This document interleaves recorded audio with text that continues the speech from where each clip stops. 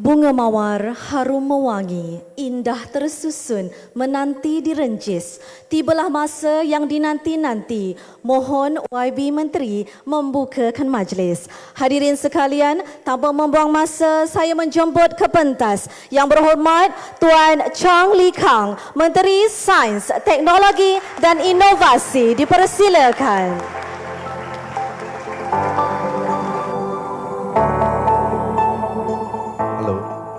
Hello, thank you. Testing. Terima kasih diucapkan kepada semua. Dato' Ruzia, our Deputy Secretary General of MOSTI, Prof. Dato' Siti NC for UCSI, Prof. Dr. Kang, TNC for UCSI, Tan Sri Zakri, and everyone here. Very good evening. How are you? How many of you are students? Oh, a lot, really. Thank you very much for coming.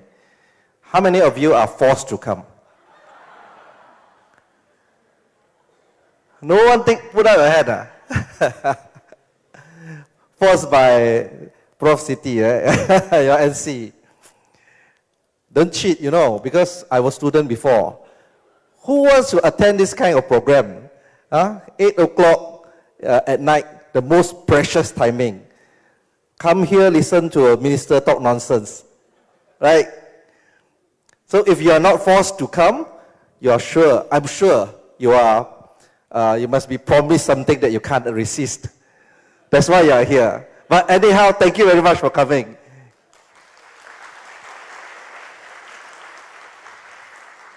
But tonight I will just give a sharing on what is MOSTI, what do we do, and then what is MOSTI all about. And later, my panelists, Mr. Ong and also Dr. Nordin from MIMOS, they are going to talk about those real stuff. Now I'm just sharing with you, what is MOSTI? Who knows what is MOSTI? You don't know what is MOSTI, right? It's okay. I didn't know as well. So MOSTI is Ministry of Science, Technology and Innovation. MOSTI. What do we do? Three main areas. We focus in 3 main areas. MOSTI is one of the government ministry. We are focusing in 3 areas. First of all, science and culturation. So all this STEM, education, how to attract our children, especially primary school students, secondary school students, to be interested in science, technology, and science, technology, engineering, mathematics. So this is one of our job scopes. So under this umbrella, we have Pusat Sains Negara, our National Science National Science Center. We have planetarium, and we have all sorts of events under this umbrella, one trust, science and culturation. Secondly, what do? We do R&D. We help to develop the R&D ecosystem. R&D is research and development. So under this umbrella, we have all sorts of agencies looking at different sector, different areas, different fields of research. We have MIMOS, of course, on semiconductor, blockchain, quantum computing, and whatnot. Those are electrical and electronic. That is MIMOS. So we have Bioeconomy Corporation looking at the development of bioeconomy, biotechnology startup. We have NIBM, National Institute of Biotechnology Malaysia, looking at the development of biotechnology in Malaysia. And also we have nanotechnology. We have Nano Malaysia Berhad, looking at the development of nanotechnology, advanced material. And we also have Nuclear Malaysia, looking at the technology of nuclear. Nuclear is not only nuclear power. There are so many other things we are using nuclear technology, including in the field of medicine, including in the field of food security and whatnot, and also agriculture. So we also have Atom Malaysia, looking at atomic energy, atomic regulations. So we also have Jabatan Kimia, our chemistry department. So all these are under the trust of R&D. The third one is on startup. Do you know what is startup? You open a gerai pisang goreng, that one is not startup, okay? That is business, but that is not startup. If you can sell something or you can tell us something that you found a very good recipe that you can increase the I don't know what lah. I mean, you can the banana suddenly can be very fresh. The ingredient can be much more tasty or what.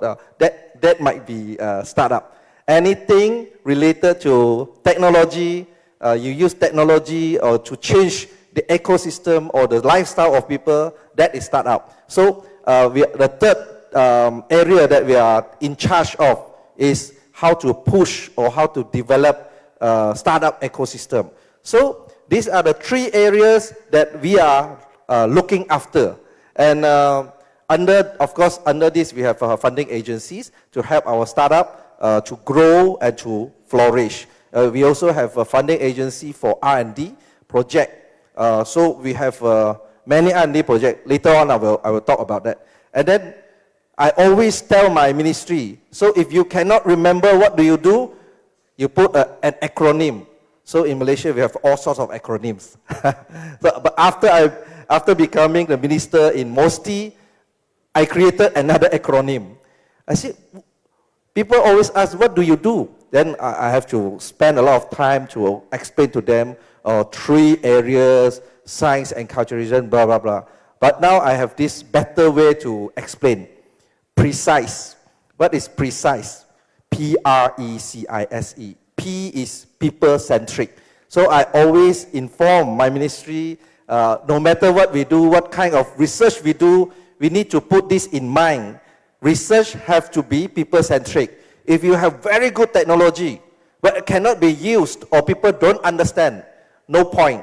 Because we want people-centric research. R is, of course, R&D. E, enculturation, as I mentioned just now, science enculturation. C, capacity building. So besides all these, all these three areas, we are also looking at capacity building. How to help our country to build the capacity of our talent. For instance, a lot of investors coming into Malaysia, but we don't have enough talent, so they have to hire from overseas. That is not right. So we're also looking at capacity building, how to train our talent. That is C. I, investment. Of course, we are also taking charge of, taking the responsibility to attract more technology-driven, technology-related industry into Malaysia. That is I. SE, as I mentioned just now, startup ecosystem. So can you remember what is precise? Nama, it's okay, not important, Boon. Not important for you all. But I'm just using this simple acronym to tell you what we do. So this is MOSTI. So a lot of people think, still cannot brain. What do? You keep talking about ecosystem, R&D, development. So what do you do? Okay, very simple. I'll give you an example. Disaster, okay? When a disaster happened. For instance, a few years ago, this was a tragedy in Batang Kali. Landslide in Batang Kali. You all remember that? So landslide, after the landslide happened, people died. Who do you think? I mean, first to come in mind, which agency will be there? Which agency will be helping the disaster relief? Bomba, yeah, Bomba. And then, what else? Police, Kimia, I heard. Yeah, very good. Thank you. Because I'm here, you know, you said Kimia, right? What else? Police, Bomba, Rela, APM, ambulance, you know. So those are agencies, but nothing to do with MOSTI. But in fact, MOSTI is the ministry that send most agencies on the ground. Not necessarily on the ground, but most agencies to help. So, what are the agencies under MOSTI were involved in this Batang Kali tragedy? First of all, Jabatan Kimia. What do Jabatan Kimia do? We found bodies. So we need to find out, we need to identify who are these people. So, who will do the DNA testing? Jabatan Kimia do DNA testing. So they do the DNA testing round the clock so that the families can know who are there. There's a body can be identified earliest possible. Second, nuclear. How is nuclear Malaysia involved? Do you remember one device? I think it was reported in the news. We call that ground penetration radar. Ground penetration radar is a device using nuclear technology to find out whether there are anything underneath the earth. So we are using that to find bodies and whatnot. So that is under nuclear. Third is space agency. We call that MISA, Malaysia Space Agency. Space agency is also under MOSTI. What do? We use satellite to monitor so that there is no second landslide happen. We use satellite or space technology to monitor the site so that everyone helping there, the team like Bomba or police, they are safe on the ground. So that is third agency. Fourth agency, Meranti. Meranti is, technology park in Bukit Jalil. That is under Meranti. And so happen Meranti is the coordinating secretariat of drone. Anyone who wants to fly a drone, you have to get approval from our CAAM, Civil Aviation Authority, something like. So we have to get that. So Meranti is the secretariat to help to coordinate. So Bomba want to fly drone, police want to fly drone. That one all coordinated by Meranti. 4 agencies involved, but nobody know about that. Correct or not? So MOSTI is a very low profile or underrated ministry. So today you know, tomorrow help me to promote in your class or in paper, I don't know. So this is MOSTI. So I talk about MOSTI a lot, but I just want to ask you, what do you think about our standard innovation or standard of technology, standard of innovation? We are top 30, top 20, top 50. Give a guess. Who thinks we are top 10? Put up your hand. In the world. Who thinks we are top 20? Put up your hand. Okay, not bad. Who thinks we are top 30? Put up your hand. Who thinks we are top 50? Top 80? Not many. Top 100? You know we have how many countries, right? In the world. Okay. Okay, there is one ranking. We call that Global Innovation Index. Global Innovation Index is the index that, mainly monitoring the innovation level of all countries. So, I thought you want to give a guess. But we are ranked 33rd in 2024. 2025, we are ranked 34th. So, this is our level. Is it very good? No. Out of 133 economies, we are ranked 33rd. Is it good? No.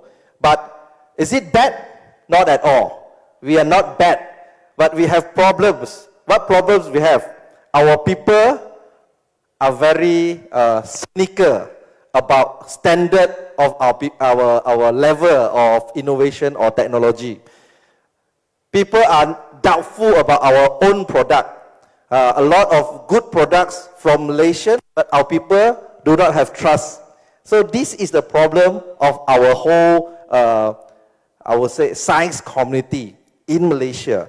Because when they say we are good, people don't believe. We say, other people better than us. Of course, there are other people better than us, but we are not that bad.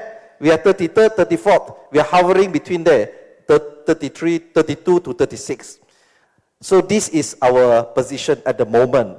But I give you one example. I always use this example.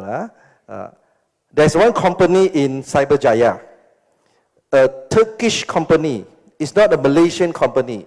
Turkish company, they call Turkish. It is called Turkish Aerospace. What do? They come to Malaysia. They open up a company. 100 over. They hire. They employ 100 over Malaysian engineers. What they want them to do? They ask these engineers to design avionics. You know what is avionics? Avionics is like a computer of an aircraft, be it civil, be it a normal plane or fighter jet. This company, Turkish Aerospace, they can produce fighter jet. But the computer, the brain of it, the avionics they call, is designed by Malaysian engineers in Cyberjaya. Why they want to come here? I asked them this question. They said, because you have good engineers. Because you have good talents, that's why they want to come here. Of course, maybe our engineers are cheaper here. Maybe. But the fact is, they are willing to come here, open up a company, just to hire our engineers, because we have good talent. But when we talk about this, when we ask our own rakyat, our own people, they don't believe. Because they say, we are not as good. Yeah, if we are not as good, why people come here to open and hire our engineers? In fact, this is only one example. There are so many other examples. And also, people are very cynical when we talk about high tech, or maybe not high tech, just something rare you haven't heard about. Then people are not used to it. People start asking questions. For instance, we announced Malaysia wants to manufacture. Malaysia wants to manufacture our very first remote sensing satellite. You know satellite, remote sensing, the remote sensing satellite is the satellite that used to take satellite pictures, simple term, take satellite pictures. We have so many other satellites. We have communication satellite, etc. So remote sensing satellite, we want to manufacture. We want to have our own Malaysia manufactured satellite by 2028. So when we announced this project, so many people, they say, you bicycle so you cannot make properly. How to make satellite? But the fact, I will tell you the fact. Thailand already manufactured their own remote sensing satellite and already launched last year. They already launched. From manufacturing it takes about 2 years. Then to prepare for launch, maybe you have to take another 1 year, 3 years at least. So we are at least 3 years behind Thailand. Thailand, okay? We are not talking about China, Korea, Japan, US. We are talking about our neighbor. They already launched their own satellite, their first remote sensing satellite. When we talk about this, people all questioning, why you want to spend money, spend resources. And I just want to tell you, in fact, every year we are spending more than 20 million just to buy satellite images.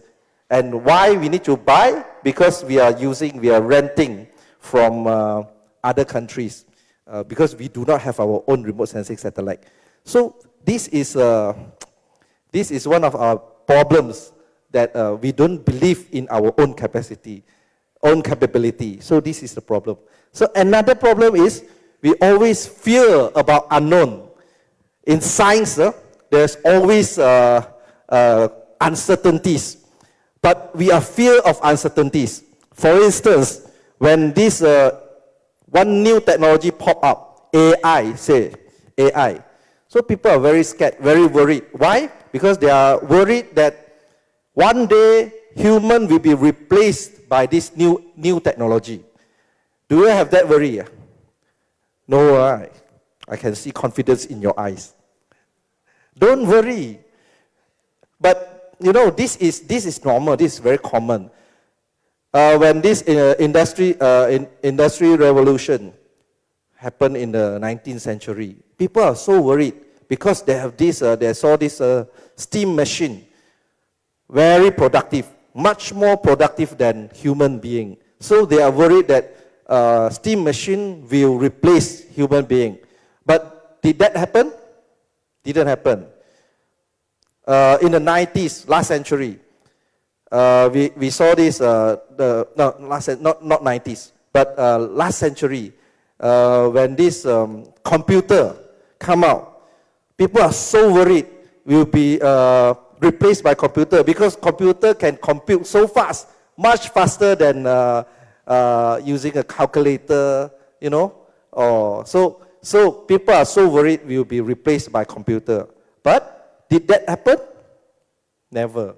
Same thing goes through AI. AI will never replace human being. You will only be replaced by people who know how to use AI better than you. You're not going to be replaced by AI. You're going to be replaced by replaced by people who know how to use AI better than you. So this is the fact that you need to know. Don't feel anxious or worry about emerging technology. So this is what I want to tell you. You think AI can do everything, meh? AI can teach you how to swim, Can teach you how to swim, Maybe it can tell you, okay, your hand 45 degree, like that. Then after you learn from AI, I throw you in the river, you die. Correct or not? Sure cannot. So AI cannot do everything. There are still a lot of things that you need human intervention.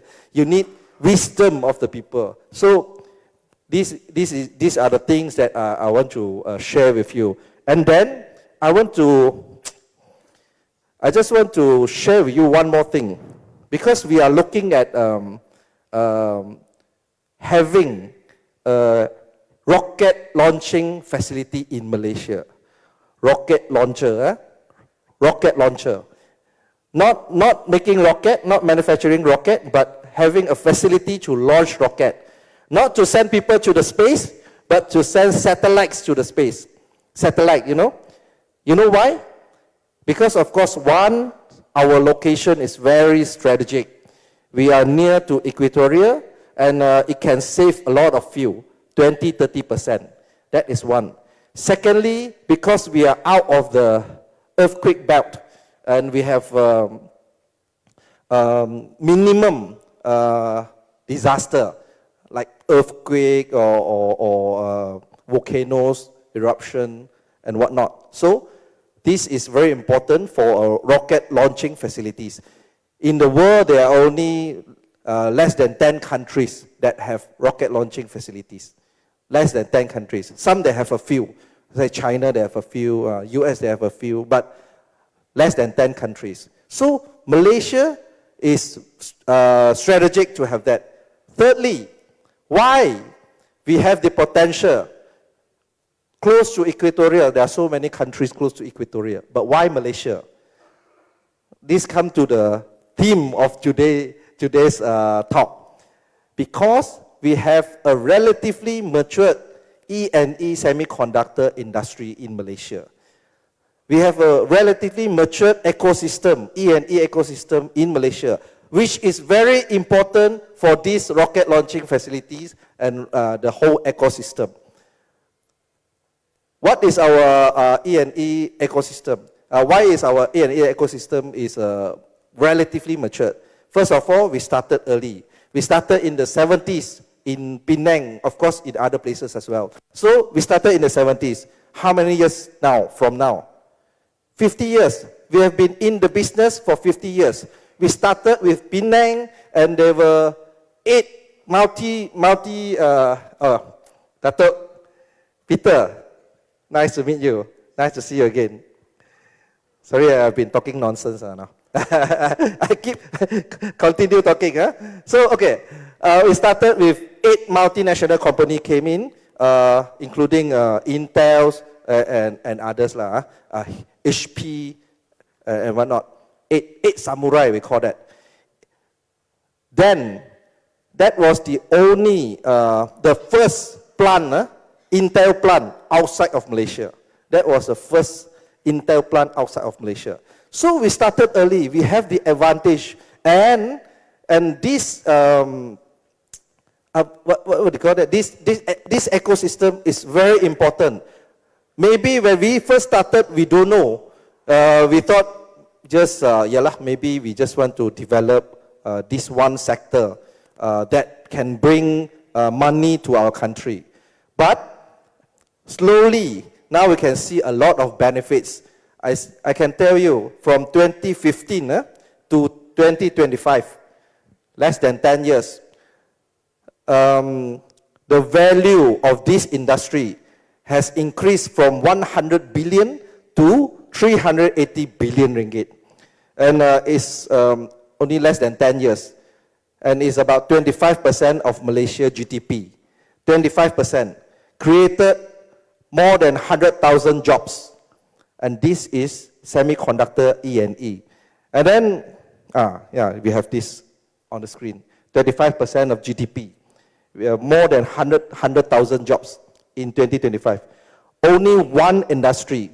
And it's important for us to develop other industry, like the space industry, rocket launching facilities, etc. So this is very important. Of course, what do we need to do now?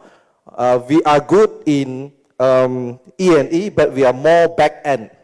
We are more back-end. We do assemble, testing, packaging. Now we need to move up the value chain. How to move up the value chain? Means before this, we are doing things that are more labor-intensive. Now we need to do more technology-intensive. So we need to go into IC design. We need to go into advanced packaging. What is IC design? What is advanced packaging?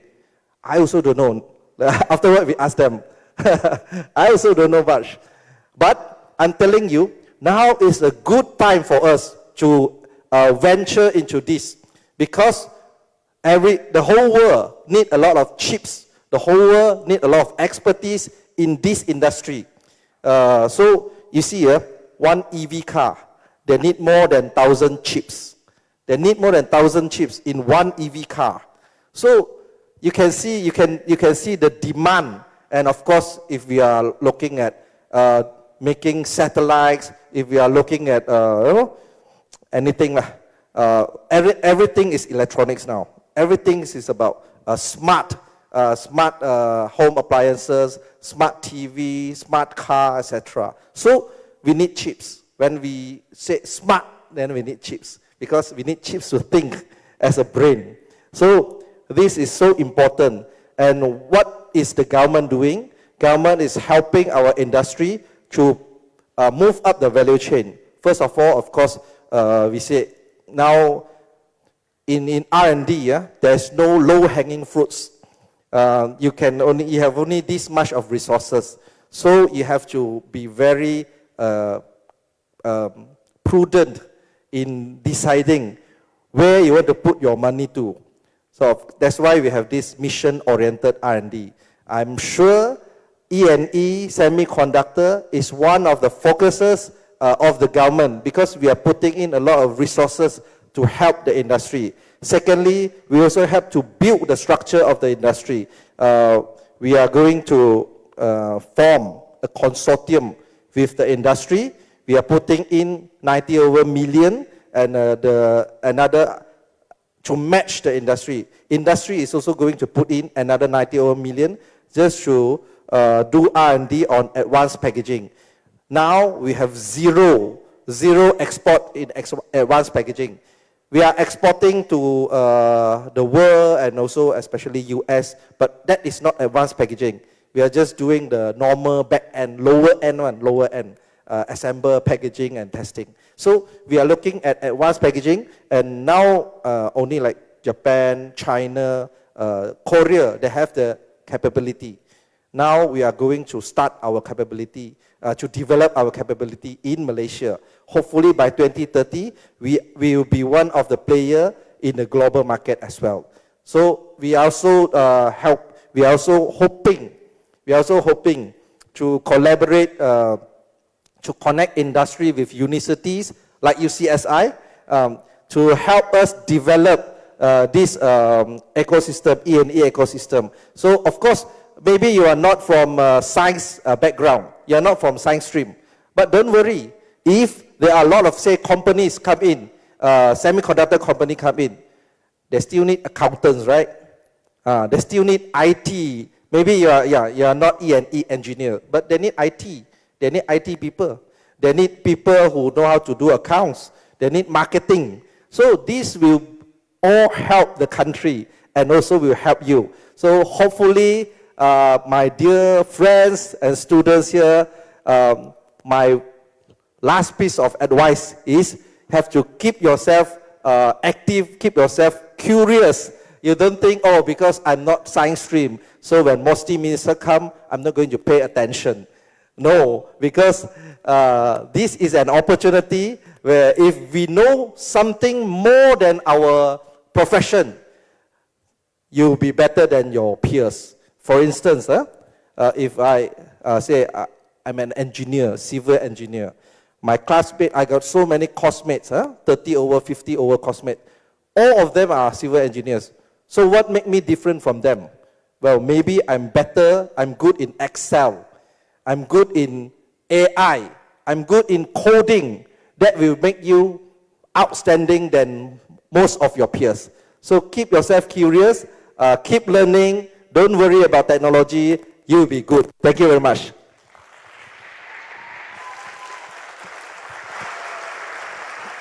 Terima kasih Yang Berhormat Menteri Tuan Charlie Kang, YB Menteri.